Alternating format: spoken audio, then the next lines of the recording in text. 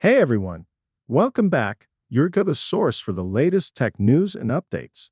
In today's video, we're diving into some exciting news about Samsung's upcoming Galaxy S25 series. There are some radical changes on the horizon, so let's get into it.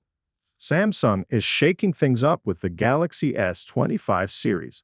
According to Android headlines, Samsung is dropping the Plus model and will only release two versions in 2025: the Galaxy S25 SMS 931B/TS and the Galaxy S25 Ultra SMS 938B. This is a big shift from the three-model lineup they've had since 2021.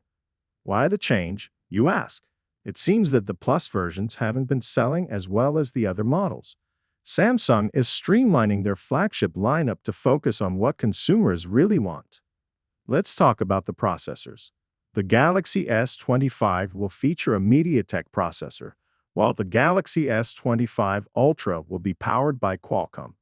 This decision might be aimed at optimizing performance and cost across the different models. Now on to the cameras. The Galaxy S25 will sport a 50MP camera, while the Galaxy S25 Ultra will boast a whopping 200MP camera. This is sure to excite photography enthusiasts looking for top-notch image quality. Battery life and charging speeds are crucial. The Galaxy S25 will come with a 4000 mAh battery supporting 25W fast charging. On the other hand, the Galaxy S25 Ultra will have a 5000 mAh battery with 45W fast charging, ensuring you stay powered up throughout the day. So, when can we expect these new devices?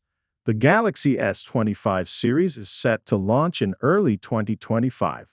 Mark your calendars because these phones are going to be game changers. That's all for today's video. If you enjoyed this update, make sure to give us a thumbs up, subscribe, and hit that notification bell so you never miss an update.